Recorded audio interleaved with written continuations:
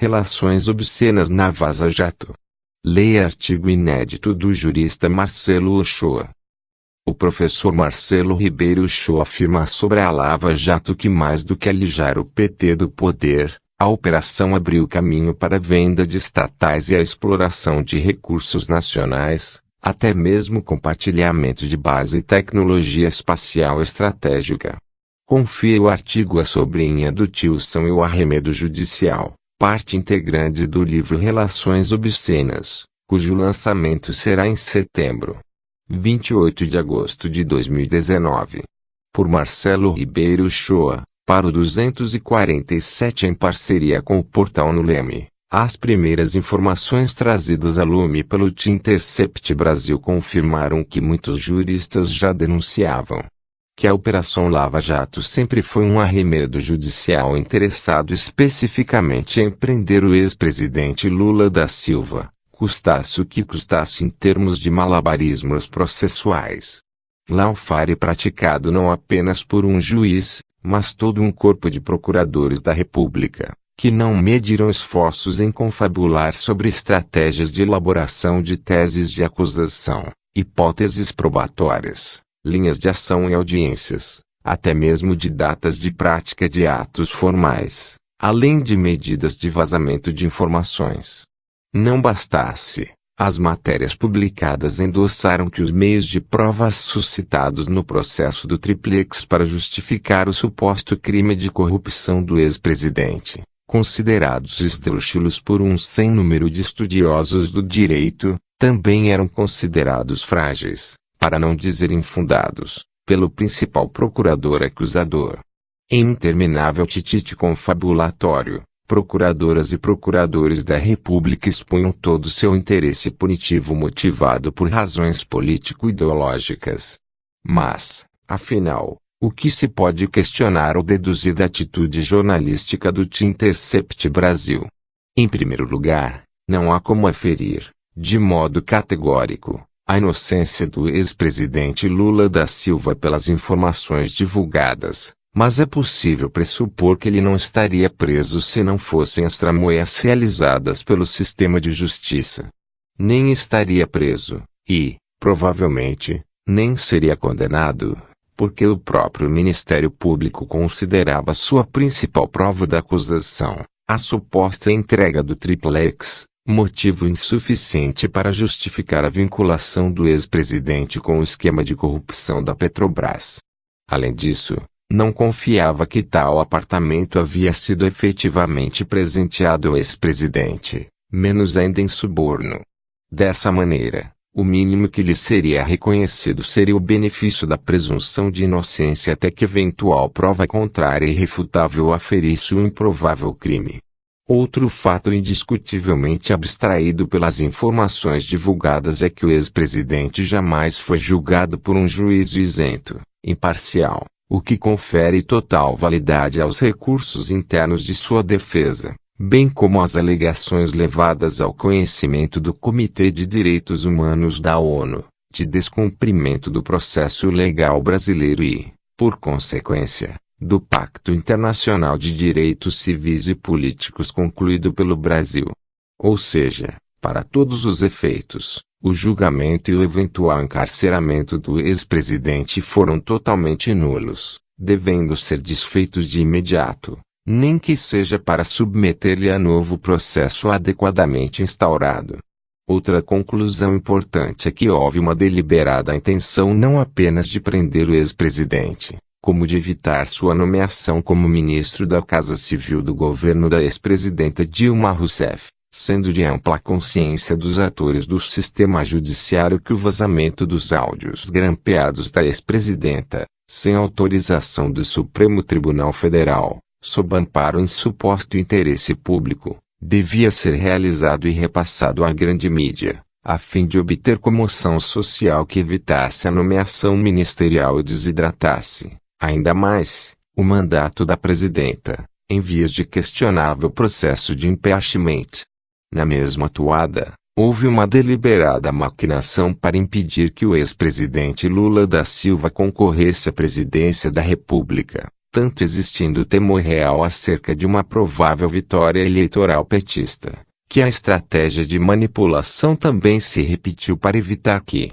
já preso, concedesse entrevista jornalística, a qual se imaginava pudesse favorecer o candidato Fernando Haddad. Afinal, foi correta a ação do The Intercept Brasil de disponibilizar para o grande público conteúdo sobre textos e áudios de juiz federal e procuradores da República sem o respectivo consentimento dos autores. Essa questão é nodal no presente debate, porque sempre foi comezinha no direito à compreensão de que provas assim devem ser autorizadas judicialmente sob pena de nulidade, devendo ser evitadas. Contudo, foram as próprias vítimas do atual vazamento que justificaram a legitimidade deste tipo de ação, quando aplicaram a estratégia contra uma presidenta da República sem a devida autorização da Corte Suprema, amparando-se no interesse geral.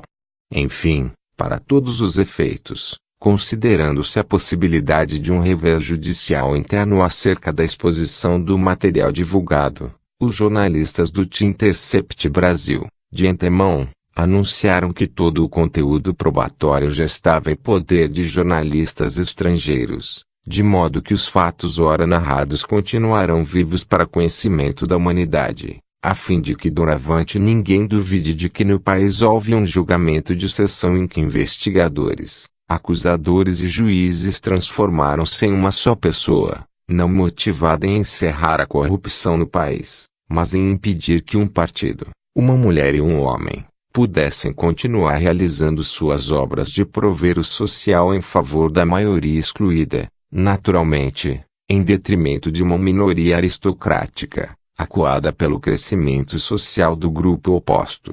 A Lava Jato não atentou apenas contra a liberdade do ex-presidente Lula, mas contra a democracia brasileira, na medida em que turbinou propositadamente o impeachment da ex-presidenta Dilma e impediu que as eleições presidenciais de 2018 chegassem a um resultado diferente do alcançado. O que talvez não estivesse no script do conluio é que seus desdobramentos práticos acabariam, ao criminalizar a política, por enterrar a economia nacional e entregar o poder ao retrocesso civilizatório. Mas se isso não pode ser terminantemente afirmado, por outro lado, um fato concreto que não pode ser negado é que o principal juiz protagonista de todo o tumulto social e institucional causado converteu-se em ministro da Justiça do novo governo, o qual dificilmente teria alcançado o poder caso o próprio juiz houvesse se retraído às funções constitucionais para as quais recebeu sua toga. Finalmente, para os que duvidam da idoneidade do The Intercept Brasil, não custa lembrar que seu editor-chefe, Glenn Greenwald, é um dos mais importantes jornalistas do mundo, já havendo sido laureado, à época em que contribuía com o The Guardian, com um prêmio Pulitzer, por haver trazido à tona todo o enredo por trás de Edward Snowden, o imoral programa de monitoramento global de informações, espionagem virtual, dos Estados Unidos. Sobrinha do tio Sam. As revelações exibidas pelo The Intercept Brasil já abriram um capítulo especial na história nacional, tanto pela gravidade das informações que vem trazendo a lume, como pela hesitação dos implicados em confrontá-las. Ora contestando a existência de diálogos, ora denunciando distorções em textos, ora negando participação na trama, mas em todas as situações veementemente atacando o veículo informativo,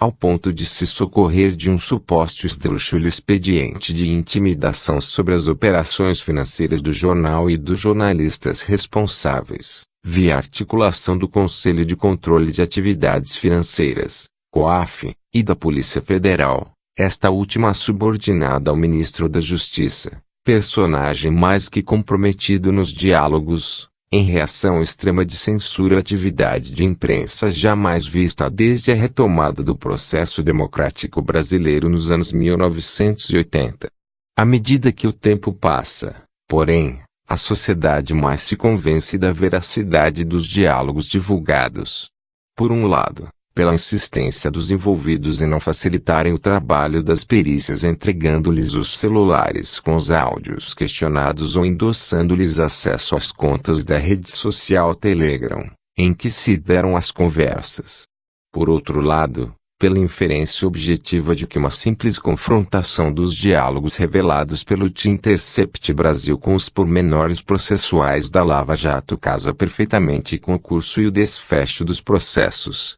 de modo que indubitavelmente se fortalece a presunção de que as tramóias trazidas à baila são verdadeiras, não o contrário. As narrativas expostas no site do vencedor do Pulitzer Glenn Greenwald expõem um conluio umbilicamente consolidado entre o juiz Sérgio Moro e o procurador Deltan Dallagnol, mostrando um consórcio pernicioso atentatório a um verdadeiro Estado democrático de direito, na forma de condenável promiscuidade entre Judiciário e Ministério Público. Porém, sem reduzir a importância de nenhuma publicidade até então trazida ao conhecimento, sobretudo a injusta e indubitavelmente imoral prisão do ex-presidente Lula da Silva, é de chamar a atenção a última revelação exposta, que faz alusão a uma possível trama interessada em vazar informações processuais supostamente para a oposição venezuelana, com vistas a buscar desestabilizar o governo do presidente Nicolás Maduro. Havendo veracidade na informação, e tudo leva a crer que há, porque os principais envolvidos nas denúncias arranjam 1001 motivos para não colaborar com a elucidação definitiva das assertivas, duas conclusões podem ser imediatamente abstraídas. A primeira é que a Operação Lava Jato sempre teve total consciência sobre o seu poder de servir como mecanismo de desestabilização política de uma nação. Portanto, nada de defender que era uma operação judicial normal, que visava apenas acabar com um episódio isolado de corrupção. O intuito da operação no Brasil sempre foi retirar o Partido dos Trabalhadores do poder, nem que, para isso, fosse necessário sabotar o direito e a estabilidade política do país, arruinar a economia nacional e abrir caminho para a entrega do governo às forças mais reacionárias existentes. A segunda conclusão é que a Operação Lava Jato buscou agir em consórcio com forças conservadoras não só nacionais, mas internacionais também no exterior. Sabe-se, por ora, que na Venezuela a iniciativa foi pensada, porém provavelmente frustrada em seu objetivo principal. No que toca ao Peru, porém, o próprio atual ministro da Justiça brasileiro, outrora juiz todo-poderoso da operação, juiz investigador acusador, por ocasião da recente final da Copa América entre as seleções brasileira e peruana, gabou-se em rede social da operação haver logrado êxito. Ou seja, também na nação andina a Operação Lava Jato estendeu seus tentáculos prometendo evitar uma suposta sangria de cofres públicos, mega operação transcontinental que precisa ser investigada com rigor, porque não só Brasil, Peru e Venezuela, mas também Argentina, Bolívia, Chile, Equador e Paraguai, e até mesmo Colômbia e Uruguai, como se sabe, vivem dias de insegurança institucional, com presença de um judiciário cada vez mais ostensivo no papel de criminalizador da política e de suposto guardião moral das sociedades. O que não espantaria se isso derivasse da presença física da Lava Jato ou de suas ramificações e repercussões. Independentemente, um fato concreto é que a notícia de uma tentativa da Operação Curitibana em auxiliar num possível desmonte venezuelano trazem à tona o debate mais antigo, pouco levado a sério, embora inúmeras vezes alertado pela imprensa não tradicional, sobre as constantes idas e vindas dos protagonistas da Operação Lava Jato aos Estados Unidos para infindáveis cursos e reuniões no Departamento de Estado norte-americano. Após a recente denúncia da Venezuela faz todo sentido não apenas suspeitar, mas correlacionar a ligação aproximada das autoridades de justiça do Brasil e as homólogas no país do norte como algo bem maior que rotineiras cooperações judiciais. Ao contrário, algo possivelmente programado e tensionado para fins previamente determinados, como, por exemplo, servir ao governo dos Estados Unidos dentro do Brasil, na América do Sul, com possibilidades de chegar em outros países da América Latina, Caribe, África e até Europa, como, por exemplo, Portugal, onde até um ex-premier já foi preso em ação de questionável idoneidade. A propósito, para os norte-americanos a Lava Jato brasileira já possui relevância. Por aqui, mais do que alijar o PT do poder, a operação abriu caminho para a venda de estatais e a exploração de recursos nacionais, até mesmo compartilhamento de base e tecnologia espacial estratégica, acolhendo de vez o imperialismo yanqui como algo comum à rotina brasileira. A situação, se consumada em outras nações, dificilmente repercutiria de modo diferente.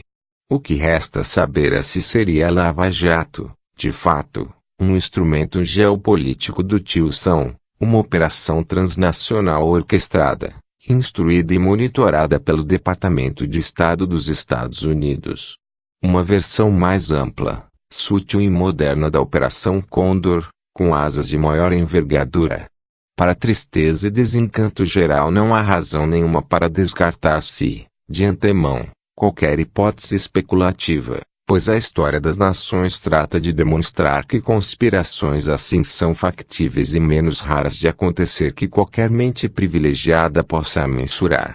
Que venha o Te Intercept Brasil com mais revelações. Marcelo Ribeiro Shoa é professor doutor de Direito Internacional Público da Universidade de Fortaleza, Unifor. Membro da Associação Brasileira de Juristas pela Democracia, ABG, Núcleo Ceará. Advogado sócio de Uchoa Advogados Associados.